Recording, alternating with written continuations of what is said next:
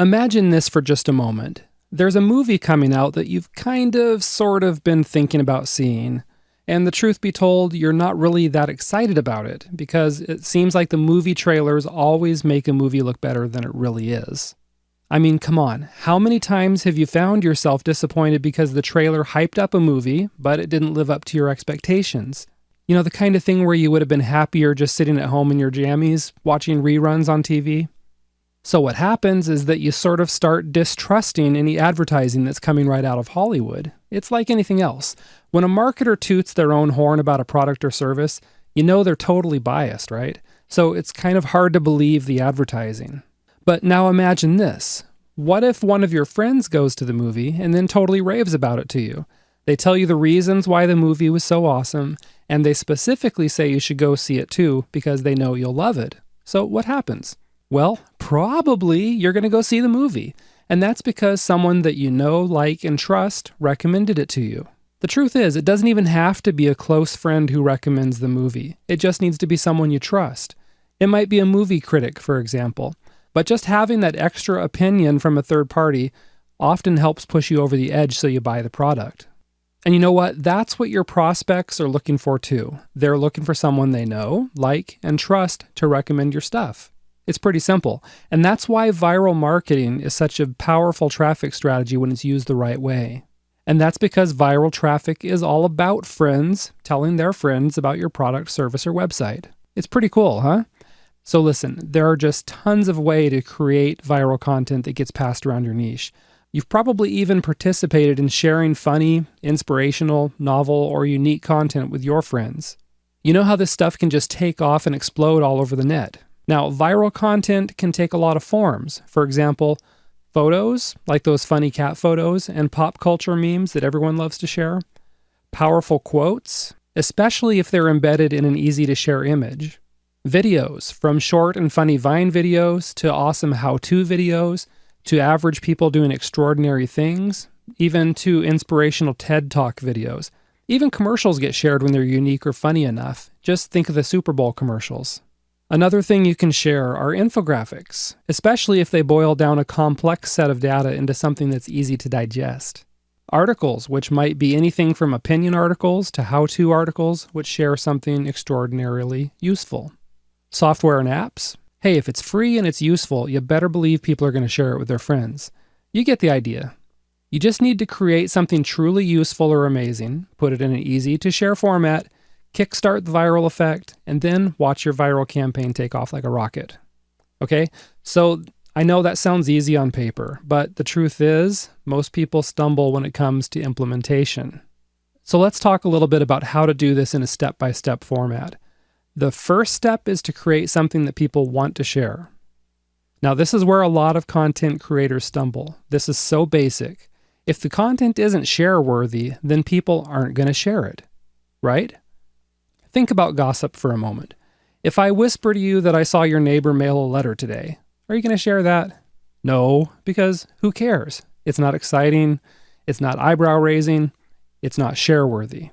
Now, what if I told you the neighbor was escorting a rather attractive woman out of his house early this morning, and it was not his wife, and his wife is out of town? Oh yeah, well, that probably gets some real attention. And that's the kind of stuff that spreads faster than head lice in a kindergarten class, you know? So, in order to know what makes something share-worthy, you need to understand why people share content. And they do it for a variety of reasons. For example, they share something really unique because they like the feeling of being the first to share something among their friends. They like being on the cutting edge. Another reason people share something is to look good to their friends. If they can share something really useful, their friends will view them as helpful. If they share something funny, their friends will love the laugh. If they share something inspirational, then they're viewed as uplifting. Still, another reason people share content is because it matches their worldview. For example, someone might share a political opinion piece because they agree with it, which helps others get to know them. People also share stuff just because they were shocked or offended about it, and they want to see if their friends have the same reaction. You can probably think of racist, sexist, or other outlandish quotes and videos you've seen, and how those get spread around online. Those are just a few of the reasons why people share stuff, all right? At the heart of all this, they want to be popular. They want to get approval. They want people to notice them. and they want to be acknowledged for sharing something that's awesome. I mean, think about it. People live for those likes on Facebook. I don't really get it, but they do. If they think your content is going to get a thumbs up from their friends, either on Facebook or metaphorically speaking, you can be sure they're going to share it. So once you really understand that people will share your content to get a reaction from others, then you'll be better able to create useful, funny, novel, offensive, or entertaining content that gets shared like crazy. And the second step is to make sure your viral content is in an easy-to-share format. In other words, you don't want to put hoops in front of your visitors. Let's go back to the gossip example. If I shared that story about the neighbor with you in Braille, would you spread it around?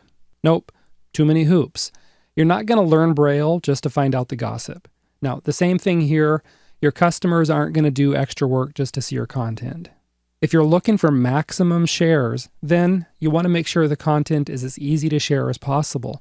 Don't make people subscribe to your list to get the content if maximum traffic is what you're after. The other thing to do is make sure the content is in a share-worthy format. For example, if you want to post a quote on Facebook, turn it into a graphic so it's not only more eye-catching, but it's easier to share. For example, if you're creating a viral video, don't make it an hour long. Most people don't have that kind of time to slog through a video like that, and they're definitely not going to be willing to invest that much time if they don't know who you are. However, almost everyone will look at a video that's only a few minutes long, so keep it relatively short to get a bigger audience. Oh, and one more video tip.